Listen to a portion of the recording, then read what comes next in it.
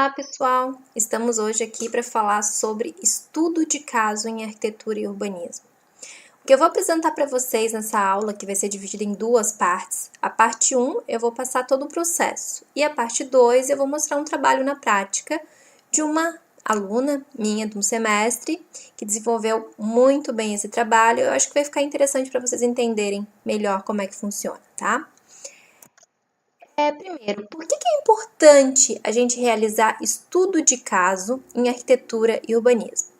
Primeiro, para a gente entender em loco, né, entender num projeto edificado, executado, as referências daquele objetivo que eu quero no meu projeto. Então, como que se materializa aquele tema de projeto numa edificação no urbano? E avaliar também os pontos positivos e negativos. Negativos, Gabriela? Sim, negativos, né? A gente aprende também quando a gente vê o que não funciona numa edificação. E assim, a partir disso, a gente vai ter bagagem para quê? Para conseguir projetar a nossa edificação com base em toda aquela análise que a gente realizou no estudo de caso, tá? Então, são duas formas de realizar esse estudo de caso. O estudo de caso direto, que é aquele que você vai em loco no local e aí obtém as informações e faz suas análises, e o estudo de caso indireto. Esse pode ser realizado de diversas formas, seja referências bibliográficas, eletrônicas. Depois eu vou dar uma dica no final em como vocês podem utilizar esse indireto para complementar a análise de vocês no estudo de caso direto, certo? Vamos lá, então. Eu sugiro 9 etapas para o estudo de caso direto. Eu acredito que realizando essas 9 etapas, o aluno ou o arquiteto, ele terá informações suficientes para depois de concluir esse estudo de caso, realizar suas análises e aí sim partir para a parte da concepção do projeto, tá? Então vamos lá. Primeira parte desse estudo de caso. Vocês devem justificar a escolha do local. Como que eu justifico essa escolha, Gabriela? De nenhuma maneira vocês podem utilizar como justificativa. Porque eu acho legal, porque minha mãe já trabalha lá, porque fica próximo à minha casa. Não. A justificativa para a escolha do estudo de caso deve partir de quê? Esse local, esse ambiente, esse espaço urbano, ele é significativo para minha proposta, né? Ele contempla os maiores elementos que eu preciso ter para o meu projeto? Se sim, beleza, vamos lá. Se não, se é justamente porque eu moro perto, é perto da minha casa, não vai me dar tanto trabalho, aí teremos problemas, tá? Segunda parte, apresentação do estudo de caso. Então, após eu escolher, né, e justificar o meu estudo de caso, eu vou identificar essa obra, né? Qual é a história desse local, né, que eu vou fazer estudo? O que isso é interessante para eu saber para conseguir fazer esse estudo de caso? Após essa apresentação, vocês devem identificar e descrever as técnicas de coleta de dados que vocês utilizaram para realizar essa análise. Eu sugiro, tá, nesse primeiro momento, 2 materiais para vocês. O primeiro, tá, o livro Metodologia Científica, Marconi Lakatos, né, tão famoso. No capítulo 9, ele trata das técnicas para a coleta de dados. Então, exemplos de técnicas de coleta de dados, gente: entrevista, aberta, semi-estruturada, estruturada, questionário, leituras espaciais. Todas essas técnicas são utilizadas para a gente obter informações através de estudo de caso. No meu lado direito, eu até coloquei para vocês o endereço, né, em e-mail eletrônico, de um material muito interessante, observando a qualidade do lugar. Procedimentos para avaliação pós-ocupação. Tá? Esse material, produzido por todos esses autores, ele traz para a gente técnicas muito utilizadas na pesquisa qualitativa. Exemplo, eu vou trabalhar com uma escola, né? Uma creche de educação infantil.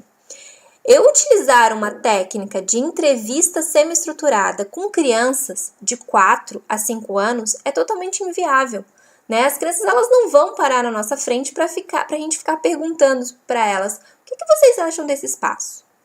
O que vocês achariam que esse espaço devia ter de diferente? Elas não vão entender nada. Então, a gente pode utilizar de outros meios para colher essas informações. Eu posso, com essas crianças, fazer um jogo de imagens e palavras, imagens que têm ambientes que eu quero entender se elas gostam ou não, o que esses ambientes despertam nelas, ou então uma técnica com desenho, com criança. Então, isso vai depender muito de qual é o usuário de vocês, tá? Então, eu sugiro essas duas leituras. São muito importantes para vocês embasarem as técnicas de coleta de dados. Vamos voltar lá. Depois que eu conseguir identificar quais são as técnicas, agora eu vou partir para o meu projeto. Como? Eu tenho que ter uma implantação desse projeto. E nessa implantação, eu já vou trabalhar o zoneamento. Esse zoneamento eu posso colorir em planta e logo ao lado colocar uma legenda. Exemplo, vou trabalhar com uma escola. Então, o verde é o acesso para pais, para alunos, o azul já é acesso para os funcionários, o verde já é acesso de serviço, o rosa é a parte pedagógica, o amarelo é a parte de refeitório. Então, eu já vou fazendo nesse zoneamento aí uma legenda. E a partir dessa implantação, eu também posso colocar o quê? Quais são as vias circundantes? Né? Qual é a distância do meu estudo de caso dos pontos importantes daquele bairro? Então, é tantos quilômetros, são 3 quilômetros do posto de saúde, é a 1 quilômetro de um posto policial. Esses elementos também são interessantes para eu colocar na minha implantação. Não esqueça de marcar os acessos. Acesso de serviço, acesso privativo. Outra coisa, gente, não há planta sem norte. Nunca há planta sem norte. E outra dica para vocês, sempre que vocês estiverem identificando o espaço que vocês estão fazendo estudo de caso no entorno, vocês devem destacar. Isso a gente deve fazer muito com o mapa, né? Eu peguei o mapa do bairro que eu estou fazendo estudo de caso, onde aquela edificação está inserida. O que eu tenho que fazer? Pinta sempre aquela edificação e a relação dela com o bairro, tá certo? Após a implantação, eu vou fazer o quê? Apresentar essa obra, um geral dessa obra. E aí eu posso apresentar com o projeto arquitetônico, com as plantas, com os cortes, com fachadas, com croquis, se existirem, né? Então, o que eu vou colocar ali? Uma apresentação geral dessa obra. Metragem quadrada, estrutura, materiais, ano da obra, quem é esse arquiteto? Né? Qual é a relação desse arquiteto com essa obra? E eu trabalho tudo com essas plantas. Gabriela, eu não tive acesso ao projeto arquitetônico. Não tem problema, a gente pode trabalhar com aquela técnica de mapa mental. Eu fui ao local, eu faço o croquis do espaço e já coloco as minhas fotos. Isso tem validade para esse estudo de caso, quando eu não tenho acesso às plantas, tá certo? Depois disso, é interessante que eu faça o quê? Que eu especifique esses ambientes através das atividades. Exemplo, refeitório. Né, de uma escola. Quais são as atividades que se fazem, que se realizam naquele espaço? Refeições. Além das refeições, algum tipo de técnica de convívio com as crianças? Como é que funciona? Outra coisa, como é que é esse local em relação a conforto? Conforto térmico, conforto acústico, conforto lumínico. Se é para criança, o peitoril dessas aberturas é muito alto, é muito baixo. O mobiliário é ergonômico para a faixa etária que ele foi utilizado.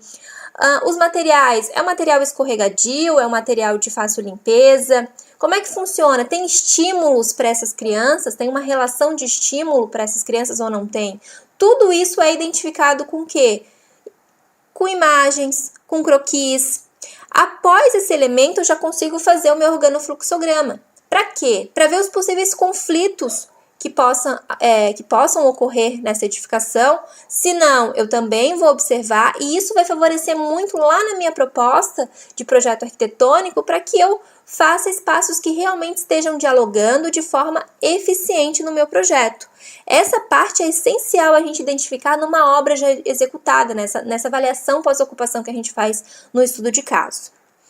O número 8 é o quê? Caracterização dos usuários. Eu tenho que entender quem é esse usuário, conhecer esse usuário, qual é o perfil desse usuário, tá? Então, eu vou bolar o quê?